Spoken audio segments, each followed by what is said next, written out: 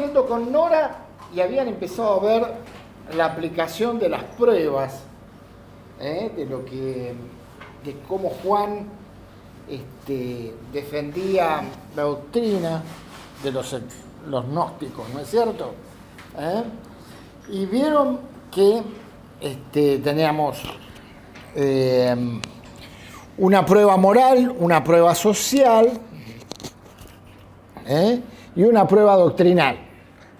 La prueba moral es una prueba sobre la obediencia, ¿no es cierto? Y tiene que ver con la voluntad. Y en la prueba social es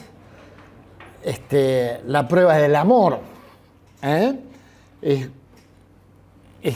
lo que nos lleva a amar, ¿no es cierto?, en el Señor. Y eso tiene que ver también con las emociones. Y llegaron a ver, según lo que me dijo Nora, la digresión de la iglesia. ¿Es así? La digresión acerca de la iglesia. Me voy a poner los anteojos porque si no me cuesta ver. ¿Qué es el versículo, los versículos 13 y 14 del capítulo 2 de Primera Juan? Y me contó Nora que les hizo escuchar sobre la Biblia en audio, ¿no es cierto? Y está muy bueno eso, realmente. Pero bueno, vamos a leer. Y lo vamos a leer nosotros en la NTV, estos versículos, y los que siguen, que tienen que ver, que es donde vamos a seguir hoy, que es la digresión acerca del mundo. Leemos en 1 Juan 2:13, 2:12. 13 y 14, sí. Les escribo a ustedes, los que son maduros en la fe, porque conocen a Cristo, quien existe desde el principio. Les escribo a ustedes, los que son jóvenes en la fe, estoy leyendo de la NTV, ¿no?, porque han ganado la batalla contra el maligno. Les escribo a ustedes que son hijos de Dios, porque conocen al Padre. Les he escrito a ustedes, los que son maduros en la fe, porque conocen a Cristo, quien existe desde el principio. Les he escrito a ustedes, los que son jóvenes en la fe, porque son fuertes. La palabra de Dios vive en sus corazones y han ganado la batalla contra el maligno. Y dice el 15, no amen al mundo ni las cosas que les ofrece, porque cuando aman al mundo no tienen el amor del Padre en ustedes, pues el mundo solo ofrece un intenso deseo por el placer físico, un deseo insaciable por todo lo que vemos y el orgullo de nuestros logros y posesiones. Nada de eso proviene del Padre, sino que viene del mundo. Y este mundo se acaba junto con todo lo que la gente tanto desea. Pero el que hace lo que a Dios le agrada, vivirá para siempre. Amén. Bueno, vimos ahí en esta parte de no amen al mundo, lo que es la digresión acerca de la iglesia. ¿Saben qué significa la palabra digresión? Paréntesis. Sí, lo había dicho. Es como un paréntesis, ¿no? Venía tratando un tema y salta de golpe a otro tema, ¿no? Como abriendo un paréntesis. Excelente la explicación. La escuché acá, perdón. Es como un paréntesis, ¿no es cierto? Salta y se distrae como un poquito para hablar otro tema y después vuelve al tema principal, que es seguir con el tema de la iglesia, ¿no es cierto? Espera que se me fue, que tiene que ver con el seguimiento de las pruebas, ¿no? Con la prueba doctrinal que sigue después. Bueno, vemos La digresión acerca del mundo, del 15 al 17, dice, Juan pasa de la descripción de la iglesia, en 1 Juan del 12 al 14, 2 del 12 al 14, a la descripción del mundo y da instrucciones a la iglesia acerca de la actitud que el creyente debe adoptar. El apóstol afirma en forma imperativa, no améis al mundo. ¿Qué es el mundo?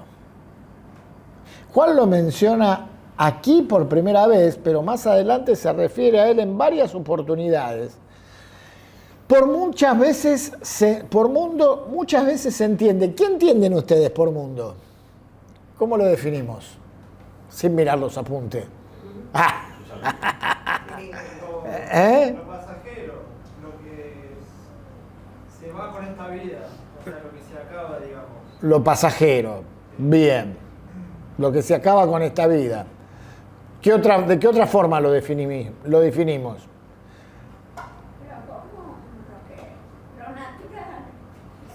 Lo natural. Lo terrenal. Bien. La oscuridad. Lo carnal. Sí. Yo decía lo que ofrecen las tinieblas junto con lo carnal, pensaba yo, ¿no? El ofrecimiento de las tinieblas con lo que... La vanidad. Sí, la vanidad. La vanidad. ¿Se refiere el mundo a las personas? Sí. ¿Se refiere el mundo a las personas? Sí. También se refiere a las personas. Dice, acá nos dice que el mundo se entiende muchas veces como el universo creado. Todo lo creado. También se entiende como la vida sobre la tierra. Ahí lo vemos en 1 Juan 3:17.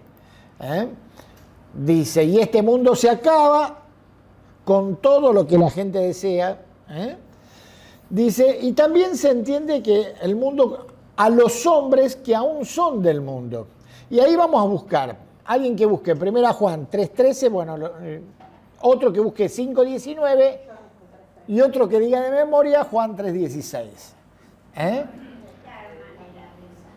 Ahí está, a ver, Vita. Porque de tal manera Dios amó al mundo que envió a su único Hijo para que todos los que en él crean no se pierdan, mas tengan vida. De tal manera amó al mundo. ¿A quién se está refiriendo? A toda la humanidad. A la persona, a la humanidad. ¿Y quién tiene ahí 1 Juan 3:13? Yo. Así que, amados hermanos, no se sorprendan si el mundo los odia. Sí. ¿Y quién tiene 1 Juan 5:19? Sabemos que somos de Dios y el mundo entero está bajo el maligno.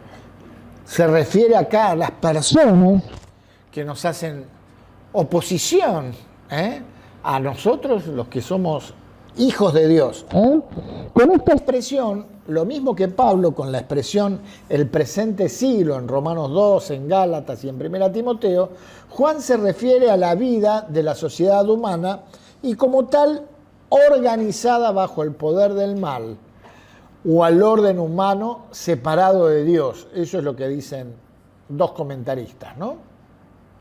En estos versículos se menciona 6 veces el mandamiento de no amar al mundo y se basa en 2 argumentos. La incompatibilidad del amor al mundo con el amor del Padre y lo pasajero del mundo en contraste con la eternidad de aquel que hace la voluntad de Dios. A ver, acá vamos a pensar, voy a agarrarme una servilleta. ¿Qué les parece a ustedes? ¿Qué sería hoy amar al mundo? Estar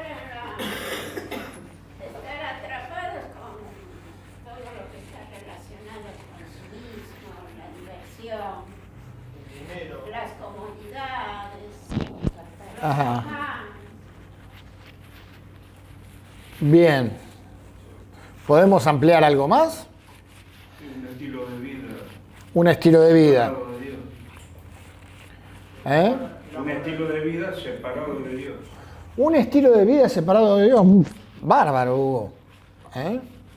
¿Qué más podemos decir? Acá en el verso 16 dice, el mundo solo ofrece un intenso deseo por el placer físico. ¿Qué sería el placer físico? Todo lo que nos gusta hacer o tener, ¿no? Con respecto a nosotros. Sí.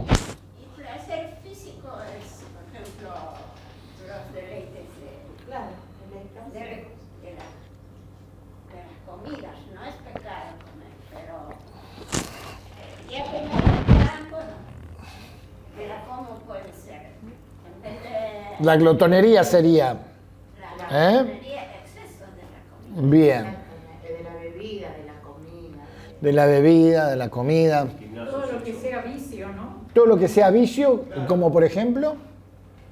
Y el alcohol, la droga, todo lo que afecta, ¿no? Bien.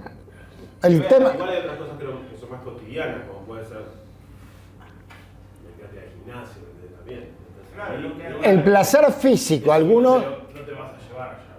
A la cultura del cuerpo, que se hace mucho hoy, ¿no? Como exagerar, ¿no? En todo. Sí. También dice, un deseo insaciable por todo lo que vemos. ¿Eh? La atracción de los ojos. Hoy tenemos una cantidad de información, que te bombardea constantemente en la televisión, en el celular, en las redes. A mí no me llegan menos de 15 mails por día de propaganda. Por ejemplo, la música, yo no me la pierdo. Por ejemplo, hay un festival y no se la pierden y van como hormigas, es como atrapados. No les importa la lluvia, no les importa calor o frío, la juventud atrapada. Sí, bueno, la música tiene un poder impresionante. Por eso cuando alabamos al Señor también se manifiesta el poder. Pero vos, el fútbol se torna una idolatría muchas veces, ¿no? En nosotros, en otros países es otra, no es el fútbol por ahí, pero hay otros deportes. Dios lo llamaron al que me Y aparte el mejor. fútbol es pasión de multitudes. Ujú. Pasión, sí. Y dice también el orgullo de nuestros logros y posesiones. ¿Eh? Dios, el yo. El yo, Dice yo puedo, mío. lo que yo logré, ¿eh? Mis títulos, las cosas mías, ¿eh? Esto lo logré con mi esfuerzo, ¿no? Y no tomamos en cuenta lo que hizo Dios para que tengamos lo que tenemos, ¿no es cierto? ¿Eh? Mi familia, mi hijo, mi todo. Tal cual. No nos acordamos de que ni nos damos cuenta porque estamos ciegos, no, por quién tenemos. ¿Por quién tenemos todas las cosas? La Y dice, inconformidad también, ¿no? Porque estaba leyendo así uno del doctor Abdala, porque es de Clarín, sí, que siempre escribe sobre salud y todo eso. sí, Porque él sí, es pediatra y- tiene muy buenos artículos. Sí, sí, y leí que ahí una madre le contaba de que la hija es la segunda operación de la nariz y siempre está desconforme de su cuerpo. Eso también lleva a no, digamos, mirarse y quererse y aceptar como es, ¿no? Tal cual. Bueno, eso termina siendo también lo que tiene que ver con los ojos, ¿no?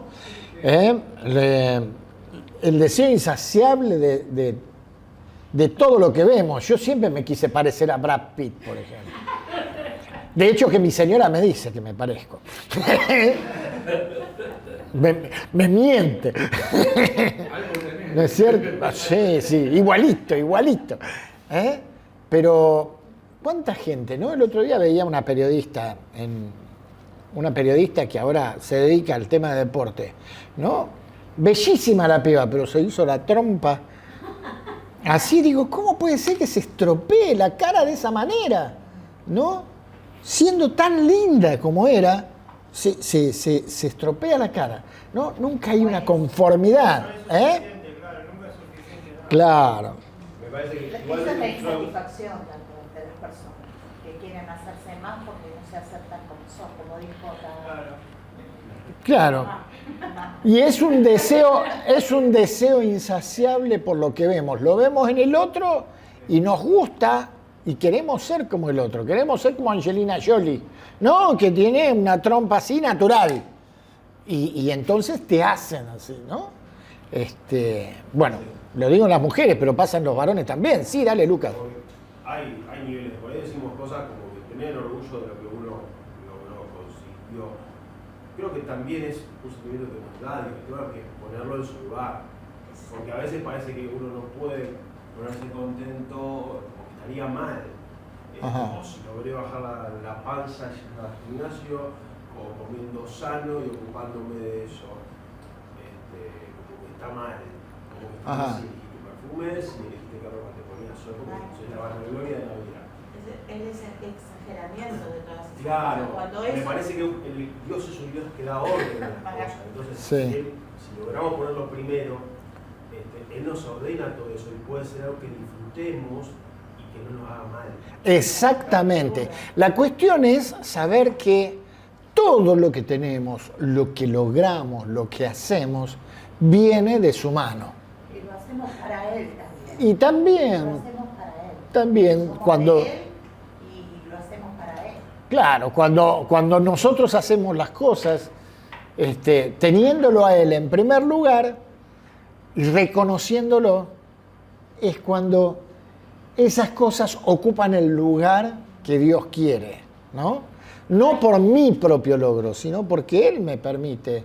Ahí es lo que tenemos que reconocer porque la gratitud también tenemos que dar. Claro, con acción de gracias. Por cada logro, por cada situación, por ejemplo, si yo me compro una campera que no podía alcanzar, me lo compré. Gracias Señor porque me lo diste. Tal cual. Gracias a Él. Y lo que fuera, un viaje o lo que Dios permitiera, siempre uno tiene que darle la gloria al Señor. Tal cual. Muy bien, seguimos. A partir de este concepto, nada de lo que pertenece al mundo puede ser amado por el creyente. Juan selecciona 3 señales esenciales de la manera pagana de vivir. Los deseos de la carne, que describe toda acción, todo deseo, todo pensamiento que refleja nuestra naturaleza caída. Y ahí da el ejemplo de Gálatas 16, Gálatas 5, del 16 al 25, que habla de las manifestaciones de la carne, ¿no es cierto? Después también habla de los deseos de los ojos. Parece indicar las tentaciones que el creyente recibe del exterior. Es esa tendencia a ser cautivados por el aspecto exterior de las cosas, sin considerar sus valores reales. El ejemplo, Eva, al ver el árbol que era agradable a los ojos, como dice en Génesis 3:6, Acán y su codicia al ver el manto babilónico en Josué 7:21, o David al contemplar a Betsabé, el deseo de los ojos. Esto es algo que hoy nos inunda, nos inunda de una manera impresionante. Por todos lados vamos a tener motivaciones, no. La tentación. Sería, pero la palabra es, no me sale la palabra, como si fuera motivación. Estimulación, ahí está. Estimulación externa, constante, ¿no? Sobre todo en lo visual.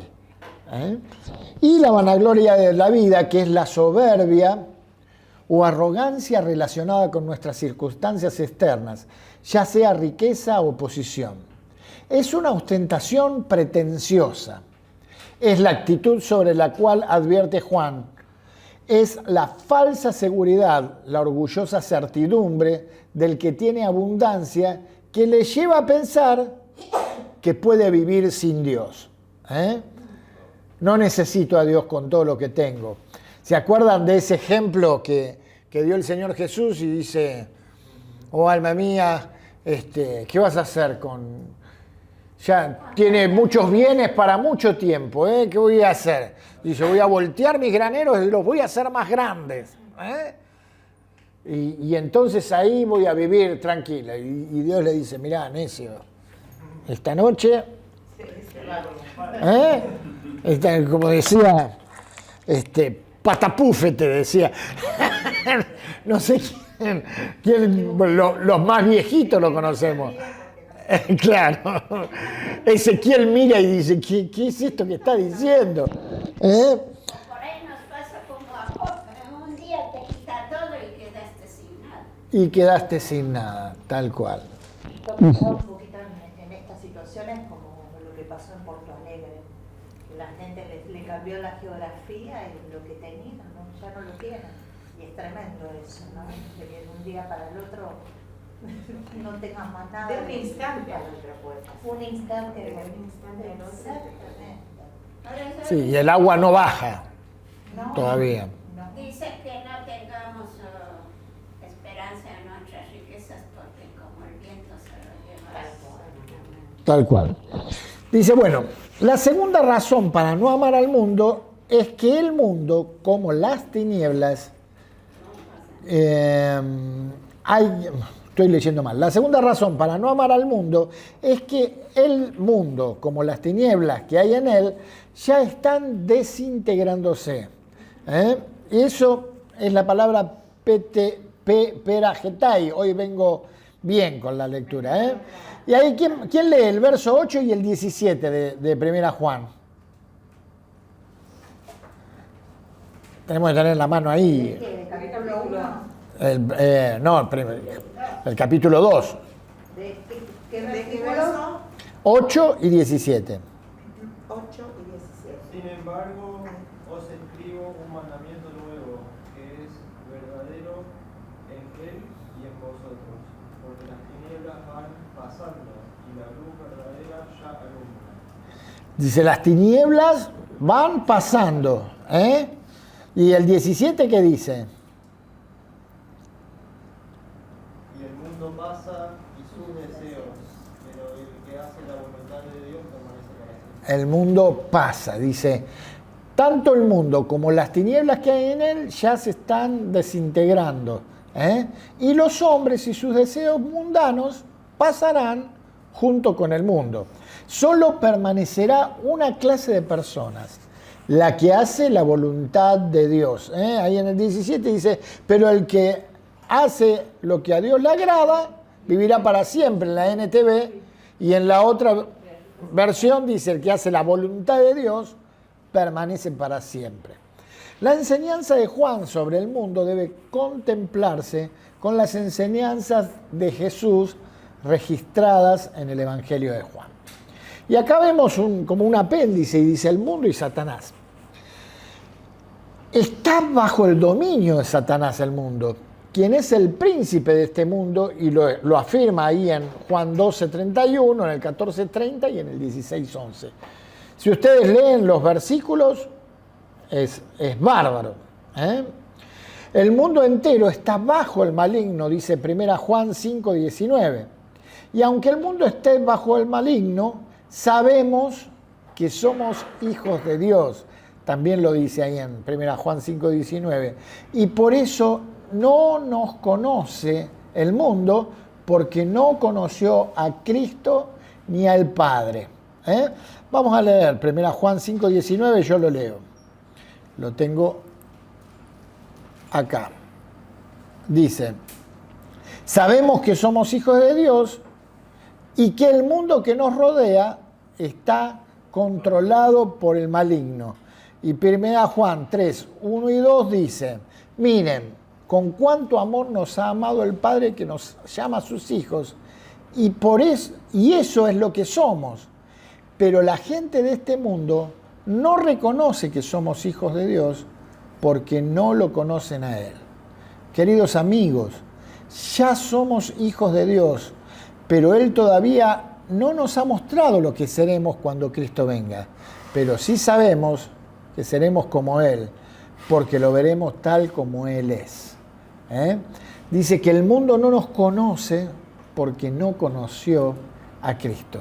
El mundo y la iglesia se presentan en agudo contraste como dos grupos de personas totalmente distintos y separados.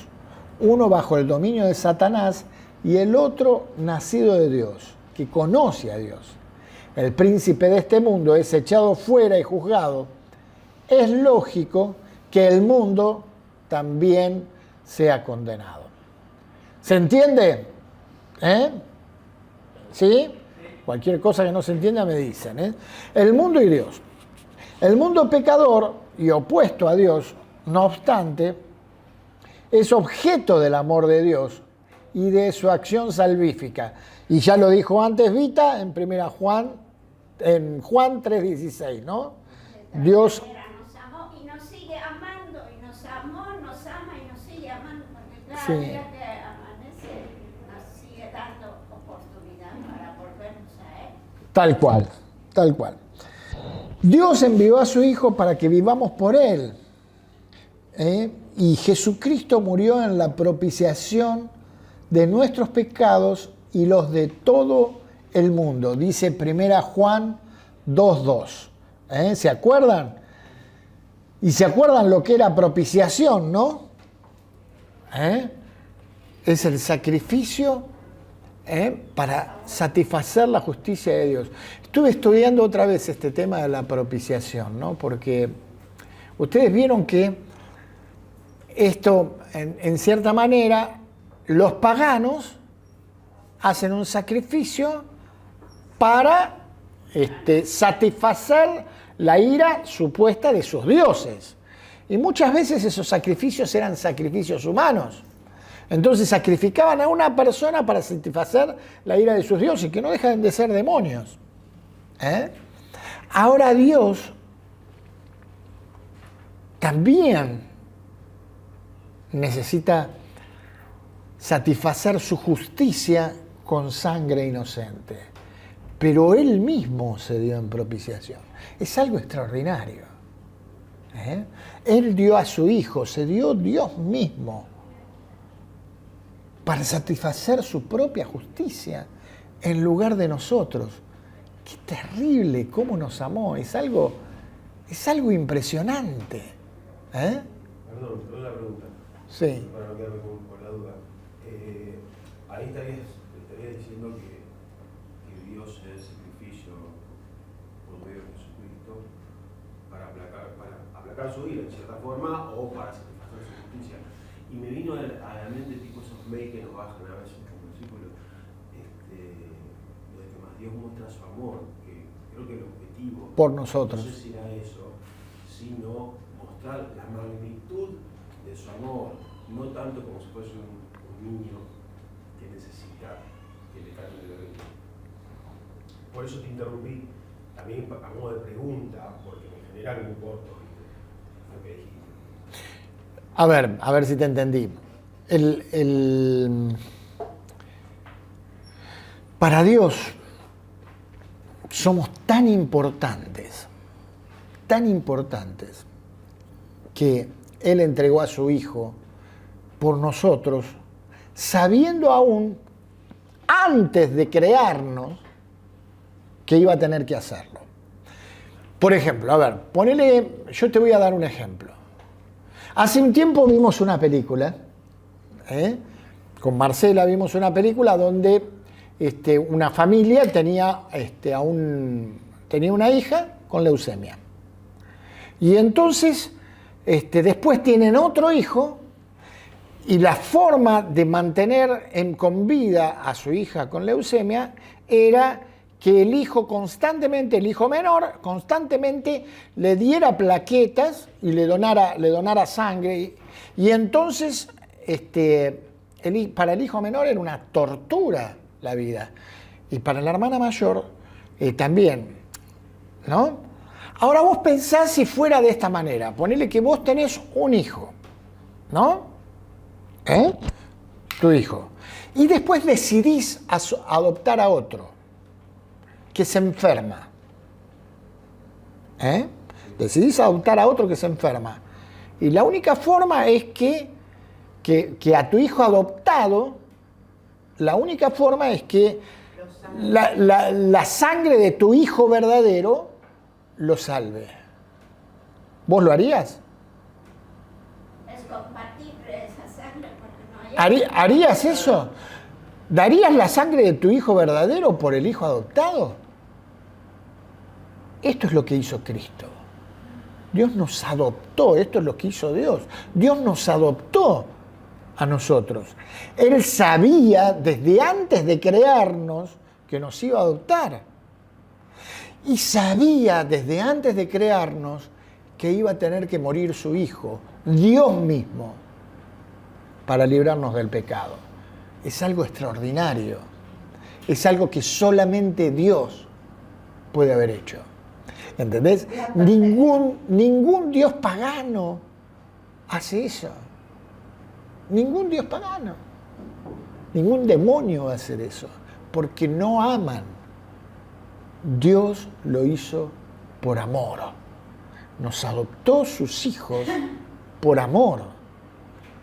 Y proveyó del sacrificio de Él mismo. Jesús dice, yo pongo mi vida y tengo poder para volverla a tomar. Lo hace voluntariamente. Este sacrificio no hubiera sido suficiente si Cristo no hubiera resucitado. Si Cristo no hubiera resucitado, hubiera sido un sacrificio normal, como el de los corderos, pero Cristo resucitó por amor de nosotros para ser nuestro hermano mayor. ¿Ibas a decir algo, ese? Yo una vez escuché que algunos no creen en, o sea, en lo que estamos diciendo del sacrificio de Jesús, porque dicen que Dios no puede morir. Si Jesús era Dios, Jesús murió, o sea, es imposible porque Dios mismo no puede morir, el Dios del universo, entonces no creen directamente. Claro. ¿Cómo le predicas a alguien así? Bueno, lo que pasa es que creer en Cristo es una cuestión de fe. Es una cuestión de fe, es creer a lo que dice, ¿no? Por eso la palabra de Dios dice que Él pone su vida voluntariamente, pero como es Dios, tiene poder para volverla a tomar. Y es lo que hizo el Señor Jesús. Y hay tantas cosas, lo que vimos en Pedro, cuando nuestro Pedro nos explicaba que bajó a los lugares y les predicó a los espíritus encarcelados, pasajes muy difíciles de entender, ¿no es cierto? Que nuestro Pedro nos explicaba sobre la epístola de Pedro, ¿no? Es terrible, es impresionante, es indescriptible lo que Cristo hizo por nosotros, ¿no? Seguimos. Dice, el mundo y el cristiano. Los cristianos saben que fueron elegidos del mundo y aunque estén en el mundo, son diferentes. El mundo aborrece al creyente y tampoco escucha al creyente. ¿Cómo decías vos ese?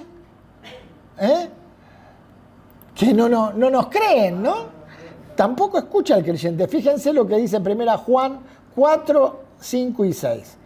Dice, esas personas pertenecen a este mundo, por eso hablan desde el punto de vista del mundo y el mundo les presta atención. En cambio, nosotros pertenecemos a Dios y los que conocen a Dios nos prestan atención. Como ellos no pertenecen a Dios, no nos prestan atención.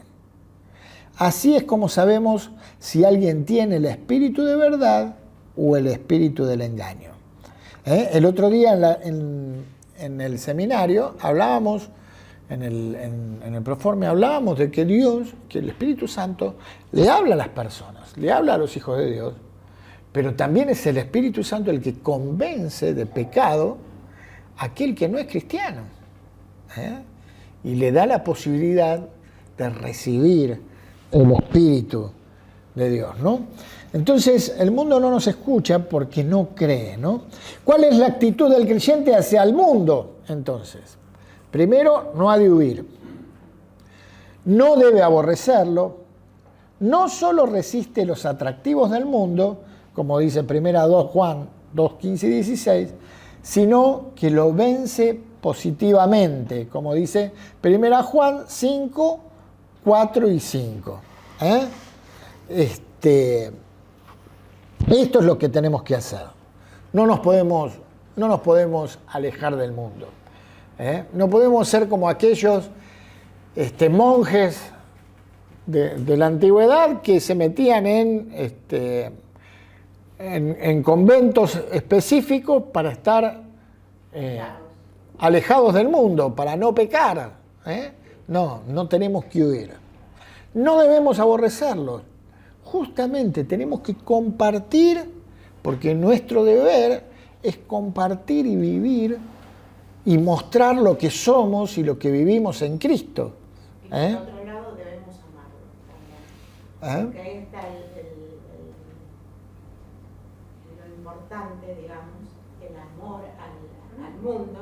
Al mundo me refiero a las personas que creen, ¿no? Ahí está. A eso me refiero. Claro, porque el apóstol Juan dice, no améis al mundo. No. Pero tenemos que amar a las personas. Amar a las personas del mundo. Sí. Porque de esa manera uno puede llevar a los pies de Cristo. Amar las almas, ¿no? Porque el mundo necesita el amor, porque falta de amor, están llenos de odio, y con el amor, con la comprensión, por eso el Señor dice, si se aman unos a otros ustedes, entonces el mundo va a creer. ¿Por qué Claro. se aman tanto? Claro. ¿Por qué se acompañan? Donde hay un cristiano están como las avispas ahí todos, ¿sabes?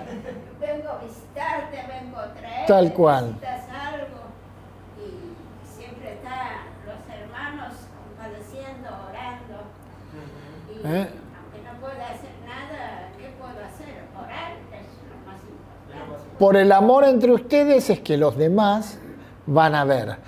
Por eso acá dice, sino que lo vence, dice, no solo resiste los atractivos del mundo, que es resistir la tentación, sino que lo vence positivamente. Esto es lo que decía recién Graciela, amar a las personas de tal manera de hablarles de lo que tenemos en Cristo. ¿Puedo decir algo, Marcelo? Pero ¿cómo no?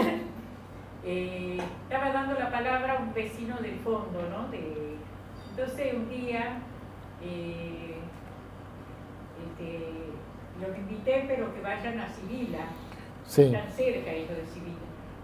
Yo fui, de acá me fui rápido porque sabía que me contestó que sí que iba.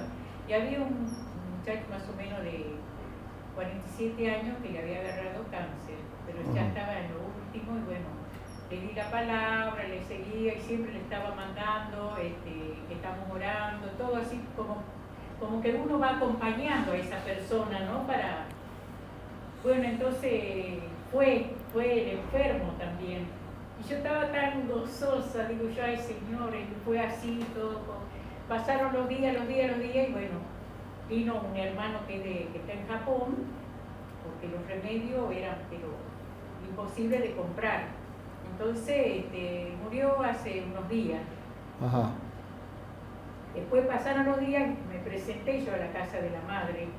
Él tiene chicos, todo, ¿viste? Y la madre dice, gracias Jorgelina por todo lo que has hecho, porque estoy bien, porque mi hijo recibió al Señor, ¿no? Y me hablaba de Dios y quería seguir hablando de Dios, dice, y murió así. Y tal es así que me dice, mamá, anda a la casa. Cuando yo vengo, él muere, dice, ¿no?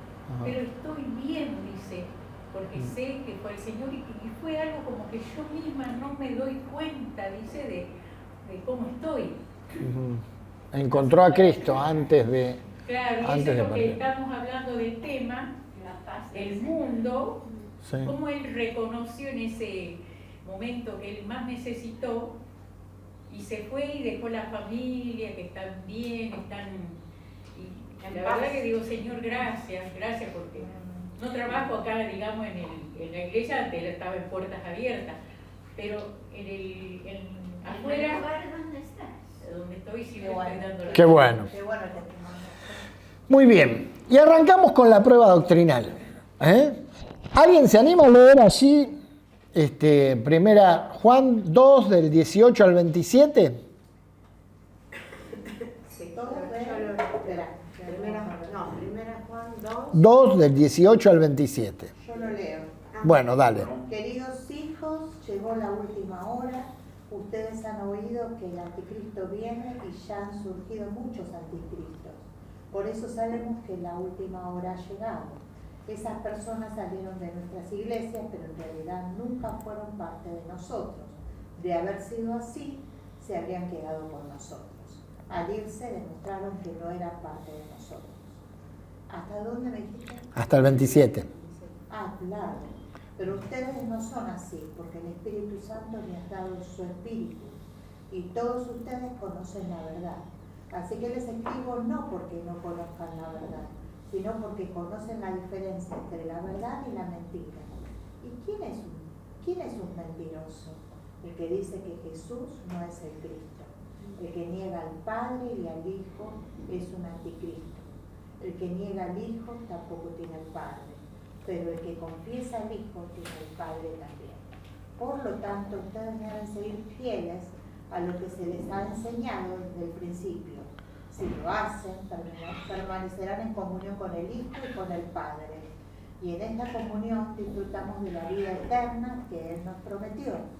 Les escribo estas cosas para advertirles acerca de los que quieren apartarlos del camino. Ustedes han recibido el Espíritu Santo y Él vive dentro de cada uno de ustedes. Así que no necesitan que nadie les enseñe lo que es la verdad, pues el Espíritu les enseña todo lo que necesitan saber. Y lo que Él enseña es verdad, no mentira. Así que tal como Él les ha enseñado, permanezcan en comunión con Cristo. Bien, qué bueno, ¿no? Ahora arrancamos con la prueba social, con la prueba doctrinal, o la creencia doctrinal. Y esto tiene que ver con la inteligencia, Es la prueba de que creemos en Cristo. Dice, luego de sus dos breves digresiones sobre la iglesia y sobre el mundo, las cuales trataremos más adelante, dice el apunte, Juan retoma su línea de razonamiento sobre la distinción entre lo verdadero y lo falso por medio de las pruebas. A las pruebas moral y social que vimos antes, Juan le agrega la prueba doctrinal. Y del verso 18 al 21 hace una distinción entre los herejes y los creyentes verdaderos. Ahí dice, ustedes han oído que el anticristo viene y han surgido muchos anticristos. Esas personas salieron de nuestra iglesia, pero en realidad nunca fueron de nosotros. Y acá quiero pensar, tenemos a veces mucha gente apartada, ¿no? Mucha gente que se aparta. ¿Podemos decir que todos son anticristos? No. ¿El que se aparta? No. No, ¿por De qué? ninguna manera. ¿Por qué? Y porque en realidad los que son anticristos son los que, por ejemplo, el apartado que va y se lleva a un grupo y abre otra iglesia y ahí empieza a predicar cosas que no están de acuerdo a lo que la palabra dice. Sí, no necesariamente que se lleva a un grupo y... O también puede abrir un lugar, pero yo creo que no precisamente el apartado. No, a lo que tenemos que pensar es esto. El anticristo es aquel que niega el valor de lo que Cristo hizo. Hace un tiempo leía en un libro sobre testimonios de un hombre que había sido cristiano y dice, no, listo, no creo más. ¿No? Y este periodista cristiano le hacía entrevistas diciendo, pero ¿por qué no crees más? Y el tipo ponía sus posiciones. Ese es un anticristo. Una persona que no cree más y que niega el valor de lo que Cristo hizo. Vos lo que estás diciendo, aquel... Está hablando de, ojo, cuidado con aquellos que te quieren enseñar cosas que el Espíritu Santo no te enseña. Claro. Entonces, ahí está el anticristo, que está enseñando cosas a los demás, mintiendo y hacerse pasar porque lo dice y en realidad no lo dice el Espíritu Santo. Claro, bueno, eso es lo que estoy diciendo. Alguien que niega lo que Cristo hizo. Alguien que enseña mentiras o que no cree más en lo que Cristo hizo.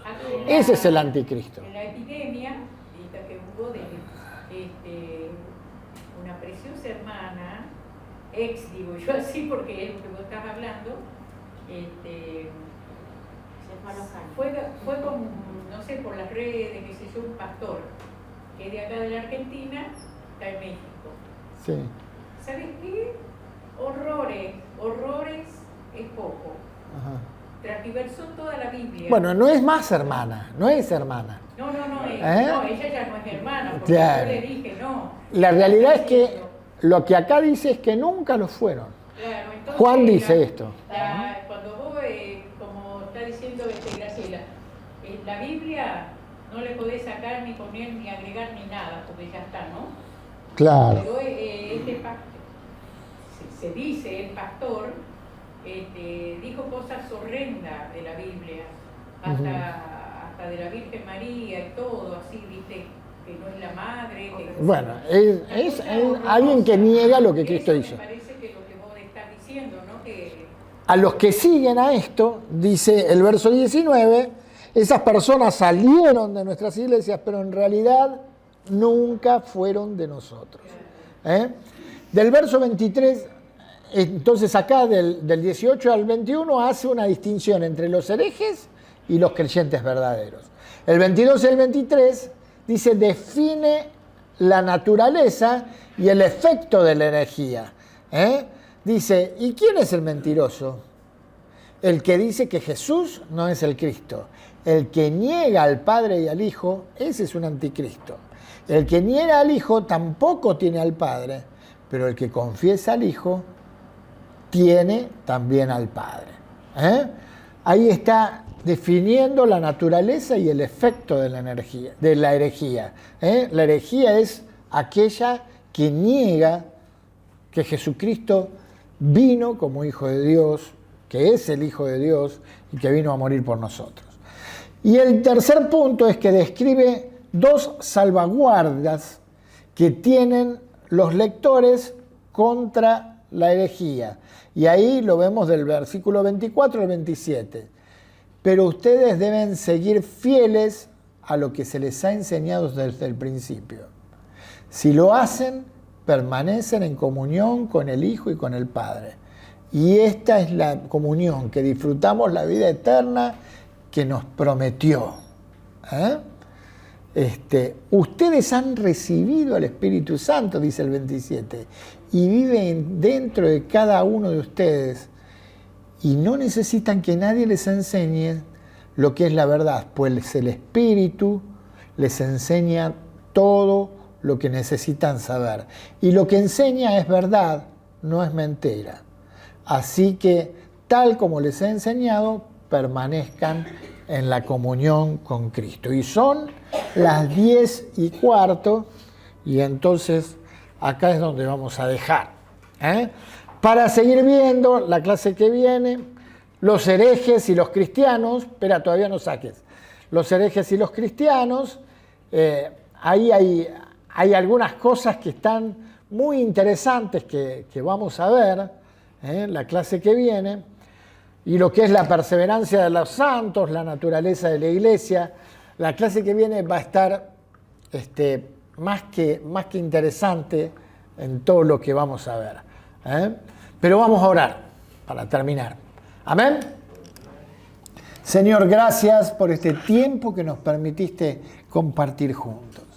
Gracias, Señor, porque es lindo que todos juntos pensemos tu palabra y meditemos en ella y aprendamos de lo que vos nos querés decir. Señor, que cada palabra quede en nuestro corazón y en la semana la traigamos a memoria y recordemos todo el bien de lo que hiciste por nosotros. Te amamos, Señor. Bendecimos tu nombre y te damos la gloria a ti en el nombre de Jesús. Amén. Amén.